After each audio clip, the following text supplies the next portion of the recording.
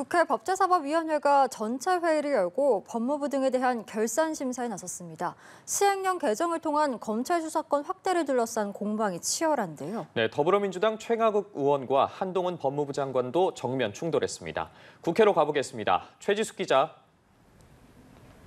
네, 법사위 전체 회의에는 한동훈 법무부 장관 등 정부 관계자들이 출석해 업무보고와 현안 질의 답변에 나섰는데요.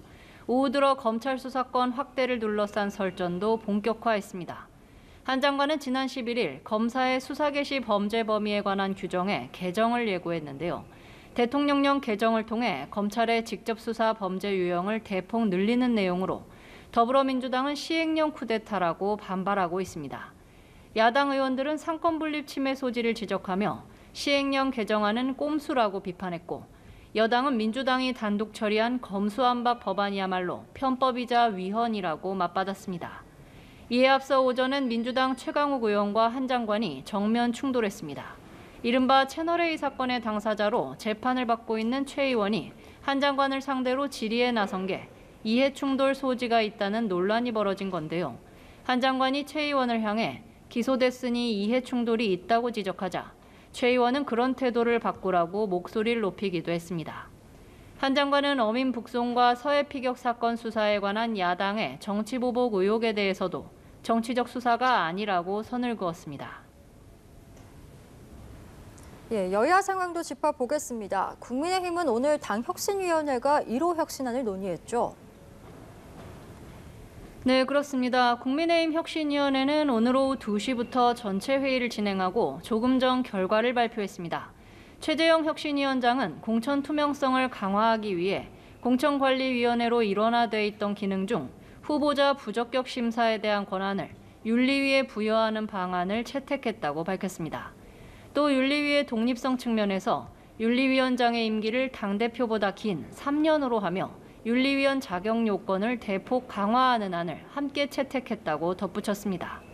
한편 주호영 비대위원장과 권성동 원내대표를 비롯한 당 지도부는 오늘 오전 수해 피해로 방문을 미뤘던 현충원 참배에 나섰습니다. 비대위는 쇄신 작업에 박차를 가할 계획이지만 이준석 전 대표가 제기한 비대위 효력 정지 가처분 신문 결과가 이번 주 나올 예정이어서 또 한 번 파장이 예상됩니다. 네, 한편 이 더불어민주당은 새 당대표를 뽑는 전당대회가 이제 일주일도 안 남았는데 관련 소식도 전해주시죠. 네, 그렇습니다. 전당대회를 앞둔 민주당은 이재명 당대표 후보가 지역 순회 경선에서 압승을 이어가고 있습니다. 어제 치러진 호남 경선까지 이 후보의 누적 득표율은 78.35%인데요.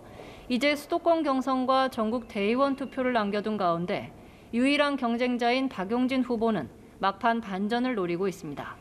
최고위원에 도전했던 윤영찬 의원은 사당화를 막아보려고 했지만 의미가 없다고 판단했다며 후보직을 사퇴했는데요.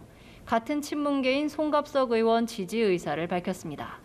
민주당은 비대위 회의와 정치보복 수사 대책위 회의에서 연달아 여권을 향한 비판을 쏟아내기도 했습니다.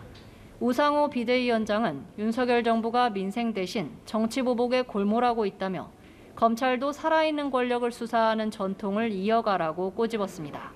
또 대통령실 개편과 관련해선 인적 쇄신이 아닌 측근 보강이라면서 국정기조 전환을 촉구했습니다. 지금까지 국회에서 전해드렸습니다.